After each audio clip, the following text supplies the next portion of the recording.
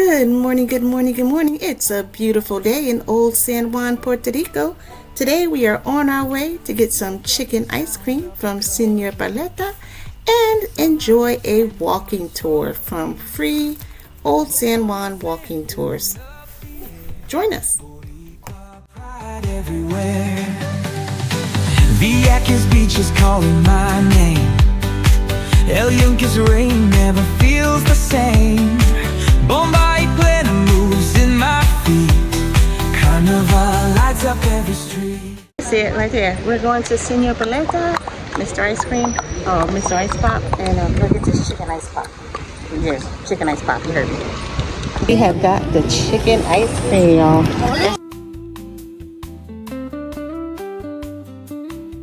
Oh, come on, Levi. Real chicken. It's supposed to look like real chicken, that's the point. Yeah. Alright, Get so real we have chicken. got It's still wet. Like the chicken ice cream. Let's go. Let's see how it tastes. I can't. It's so hard to eat it. And Alright, what do you think? it tastes good. Good. Yeah. What do you think, Levi? It's still hard.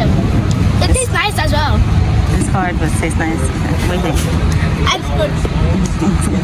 I feel like they copyrighted something.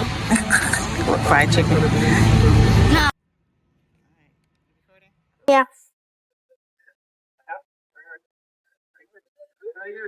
How does it taste?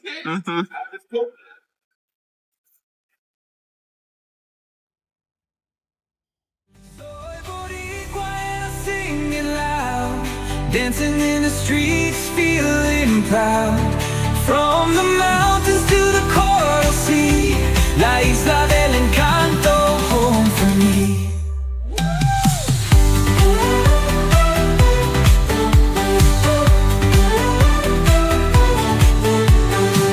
Old San Juan with its cobblestone, Castillo walls make it feel like home. Piragua sweet melting in the heat, every flavor mixing can't be beat. The waves crash, we laugh, we play. Taino spirits leading the way. Con salsa y merengue in our veins, everyone knows Boricuas can't be tamed. Soy Boricua and I sing it loud. Dancing in the streets, feeling proud. From the mountains to the coral sea, la isla del encanto, home for me.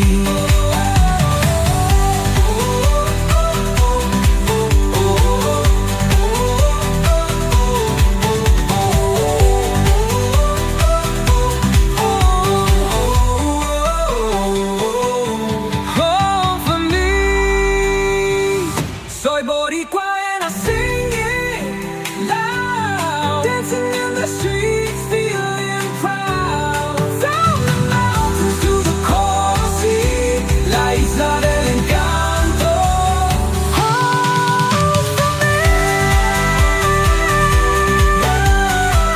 for me.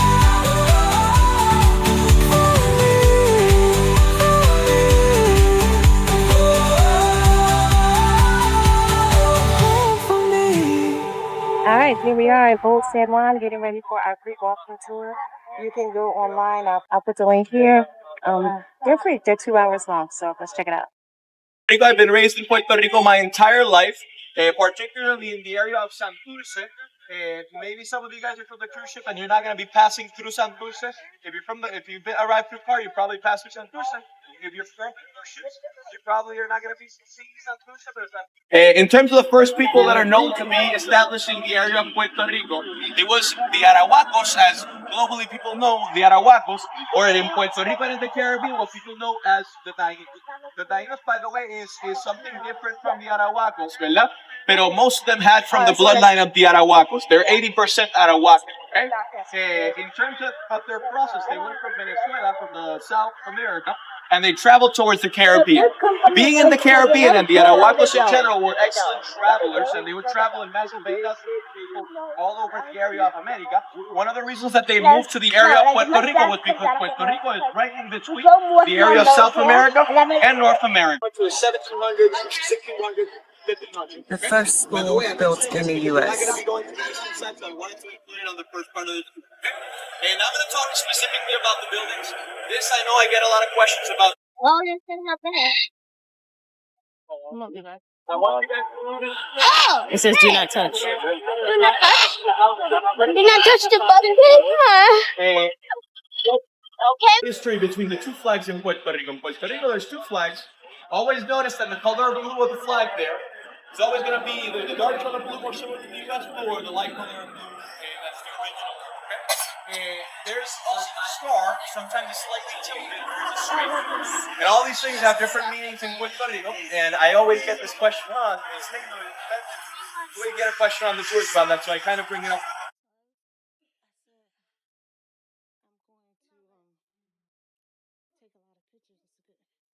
Wow, look at artwork.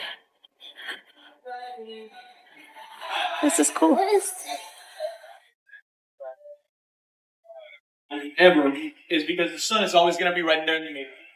So it's kind of a lot harder to escape. El Océano Atlántico, and on the south you have the bay. So the wind funnels a lot better through the Thai alley. Okay? So if you want to break the first time, you get to cut the alleyway. This one in the Pacific, does anybody like beers? Okay, you like beer? Okay, that one, we don't have a lot of beer feeds. I do like beer. That's good, I'm just kidding. No, I do like the beer. This beer place is like, they grab their own beers there.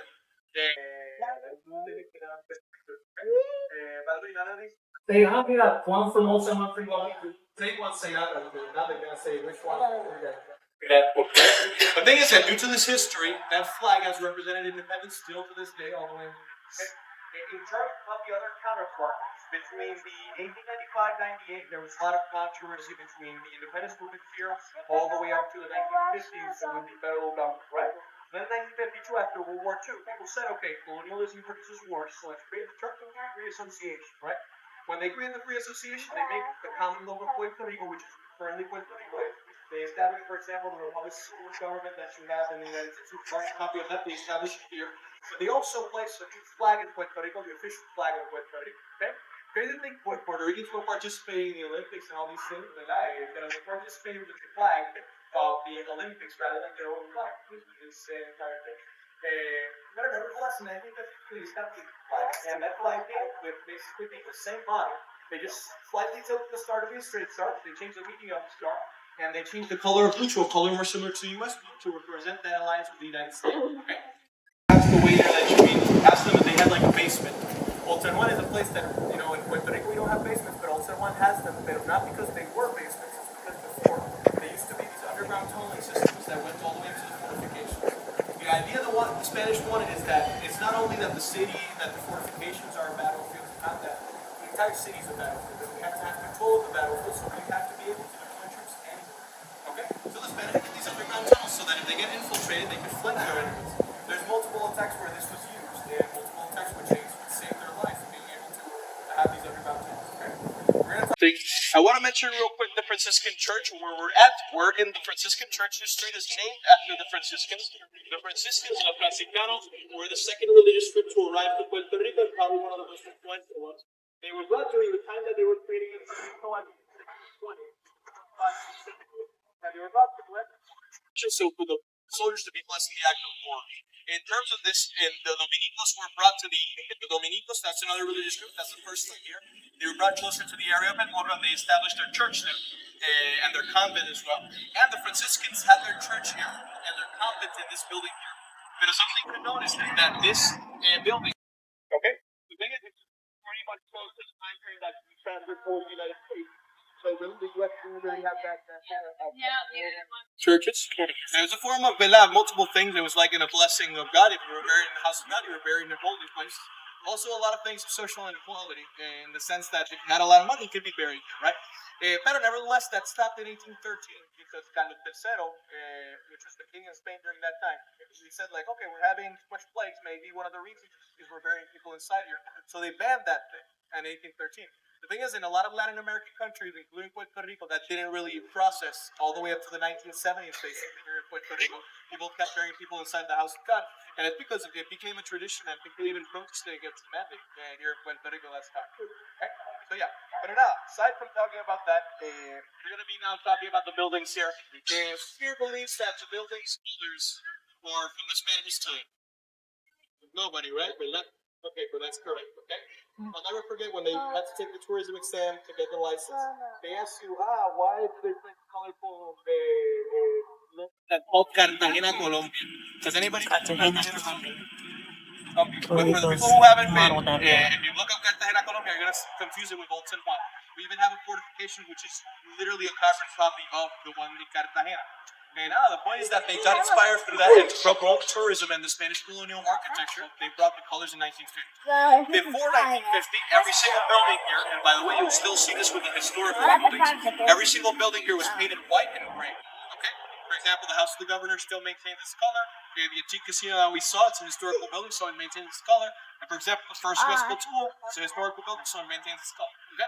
So everything was like those buildings before, or most of them were like those buildings. It's not until 1950 that they start painting the residential buildings or the business, commercial buildings with these colors. Okay? So yeah, in terms of the rules of the colors currently, if you own, let's say this building, which by the way, if you did, you would be a millionaire. It's very expensive. But if you owned one, and if you wanted to change the color of your house, you have to ask the Institute of Culture of Puerto Rico for permission. If they allow you to change the color of the building, they'll give you a palette of colors, so an option of colors. And you decide out of those options how you want to paint the building. Okay? This is no longer a convent. It used to be the convent of the Franciscans. It got completely destroyed. At one point in the 1500s, it was actually a school, like the first academic development school. They destroyed that. They built that in convent and top of it, and then they destroyed that one. And then in 1966, they created La Universidad Albizu, which is a school based in psychology. To me, it's very weird that it went from being a convent to then a psychology-based school. Pero nada. And nevertheless, over there is Mallorca. Mallorca is an island in Spain, but if you're in Puerto Rico, most people won't say, the island in Spain. People in Puerto Rico see Mallorca as a piece of bread, and it's because in that island in Spain, there's a famous piece of bread called Mallorca. Puerto Ricans don't call it Mallorca, they call it, the people there call it Ensenada, we call it Mallorca from there. I learned that yesterday, so I've been waiting to say it, I'm sorry. I noticed people were like, why do you say this? I'm going to be recommending a pastry here. It's called el quesito. You guys know what el quesito is? Okay, good. Because I'm going to be recommending something that you guys don't know. Okay, el quesito is from here. It's like a pastry, and it's like croissant, and then it has cream cheese inside of it, and it also has waffle. How I do this, and everybody looks at me weird, so I wouldn't say that it's like a Puerto Rican thing to do. But I always order the coffee, and I dip it in the coffee. If you guys want to do the Juan special, you guys can do that. Pero yeah. Pero ahí está Mallorca, and you guys can have, by the way, that pastry anywhere. You can order it in any deli, it's going to be there. Right there, so you go over through here, you see. I remember this plaza. Right there. Look at that big Christmas tree. That's what I was just saying. That is. Which is they established very nice even with not only with other countries, but with the Spanish themselves. So it was different. But speaking of that, okay, so this is a pretty big topic. I always talk about it here. What more known it is how it impacts in terms of uprisings against the concept of slavery. In the case of Louisiana, in 1816, you have the Louisiana uprising. You also have in Barbados different uprisings. You also have in Caracas, basically the fight against slavery in the 1800s, right? But in the case of Puerto Rico, it's a very direct, I know that sounds contradictory, impact. When Haiti gets its independence, Haiti was the prime exporter of sugarcane plantations, coffee, and tobacco in the Caribbean. Okay? But when they get their independence, they also get isolated economically by the French Empire, with a huge embargo that they're going to place on them, and also a huge debt that they're going to have to pay until 1947. Okay? This is something that's going to drastically make very difficult the situation in Haiti. There's also political turmoil within the country itself. But it's going to impact this commercial block. This commercial block is going to be isolated. So as a result, this opens the door for the Spanish to start exploiting Puerto Rico and Cuba at a massive scale and bring what's called colonial agriculture. Okay? if you guys know Simon Bolivar, and another variable here would be the presence of people like Simon Bolivar. The only that the Spanish had here getting their independence. So places like that they had like Puerto Rico and Cuba that were military bastions now start being exploited economically. Okay, as they keep losing other colonies that they were exploiting, now they go to the ones that they consider like lesser, so they start going over here. In terms of, in the case of Puerto Rico, from the 1800s all the way up to the 1860s, they brought what was called the colonial agriculture, which is what I mentioned, sugarcane, tobacco, and coffee, and they imposed it at a very rapid scale, to the point that Puerto Rico, then through the latter part of the 1800s, became the prime exporter of sugarcane, tobacco, plantation. By the way, most of our economy before that, before the 1800s, was primarily contraband economy, like the rum economy and all these different things were from another time. Yeah? But nevertheless, in terms of talking about the profound impacts that this has, at the same time that, for example, you're having the Civil War in the United States, you're basically having one year between the people who believe in independence and also the abolishment of slavery. Also, another thing that happened here is in that building, the mayor's office, in 1871, they wrote, and in 1873, they ratified the abolishment of slavery here in Puerto Rico. At the same place, to me, salsa, bomba, plena, rumba, all these things is always known as very happy songs, songs that you dance and all that, but their origin are protest songs. And it's important to always note that. In the case of salsa, though, salsa gets created of a wave of immigration of Puerto Ricans and Cubans, what they call contract workers. They get brought with these different contracts, and they get brought to the industrialized cities of New York and Chicago. If you've ever wondered why there's so much Puerto Ricans in New York and Chicago, it's because they were brought as cheap labor towards these states, and they brought with themselves La Guaracha y La Guajira, which were also protest songs or protests or the backbone of what you guys know as salsa.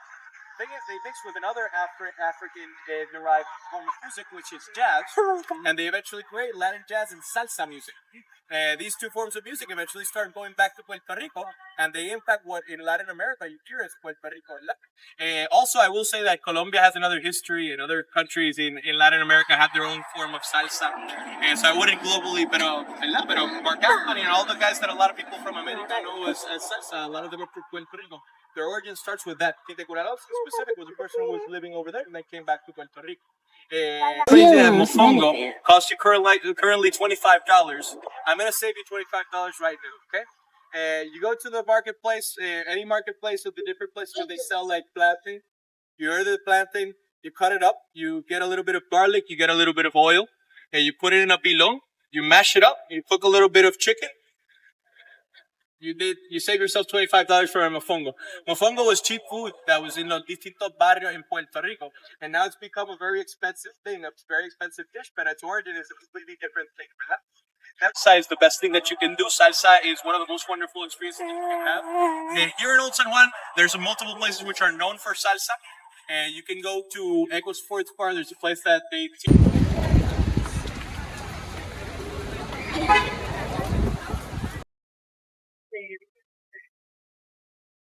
Yep, very good. You remember. Last time. Yep. Is that what London looks like? You know, in Puerto Rico, we have a saying, que no hay Puerto Rico sin Africa. There's no Puerto Rico without Africa. And we very much say that very proudly, in the sense that most of our music, salsa, bomba, plena, rumba, the backbone of all the music that you guys know is Puerto Rican music, initially started in Africa, okay? Apart from that, in terms of a lot of our food, a lot of people know our food, and they're like, this, that, the Puerto Rican food. The Puerto Rican food, a lot of it is from the different barrios, and for example, mofongo, all of it is also derived from the African culture in Puerto Rico, okay? I talk about this here because of two reasons. Here, we have Tite Curalonso. Tite Curalonso is one of the greatest salsa composers of all time, and is a big representative of African Caribbean culture, not only in Puerto Rico, but in the entire world, okay? This guy probably wrote a lot of salsa songs that you guys have already listened to, from Periódico de Ayer, songs from Héctor Lavoe, Mark Anthony, and different ones, okay? Pero it's impossible to talk really about Tite Curalonso without knowing the origin of African culture in Puerto Rico. It's very crazy to think that the Native Revolution has so much impacts, profound impacts in the different cultures in America.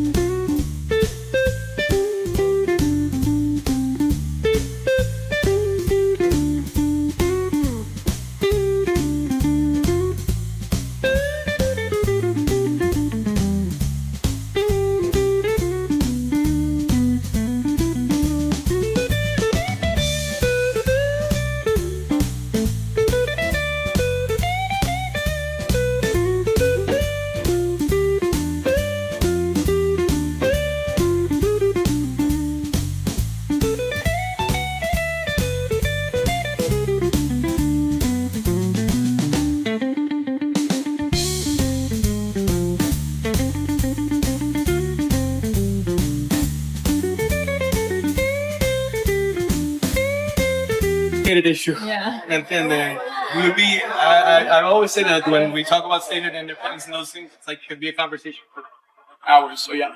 Pero nada. Okay, guys, we're currently looking here at this park here. I will say this park seems very stupid, little, lo que sea. 1757. The horse race had a very unfortunate tragedy.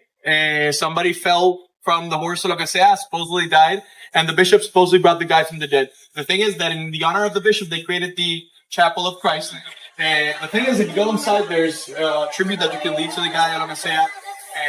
But nevertheless, it's a local legend that's tied into children's stories in Puerto Rico. Something that happens a lot of that, and a lot of the legends are Catholically tied. And you'll notice this with the legend of La Capilla de Cristo, and you'll also notice that with the legend of Abercrombie and the attack of La Rogativa. Okay? So now we're going to talk about it, and you're going to notice it again. Okay? Vamos, people.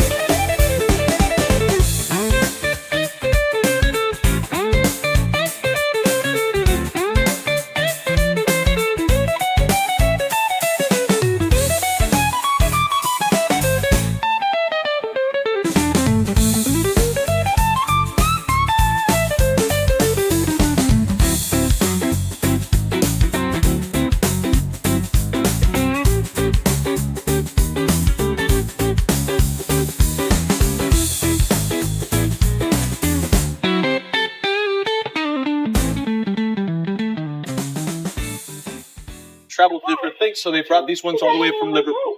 They were initially ballast. They call it the weights on the ships, I believe, in English. And they threw it away the ports, and then they placed the iron. Okay? So yeah, they were brought in 1891. Then after that, through my youth, they've been slowly replacing it. Specifically, this area used to have all of the food bricks. They've replaced it slowly with the asphalt or rim replacements of that same one, but without the iron plate. It's made out of iron. Okay? Pero mira, apart from that, over here you have La Rogativa.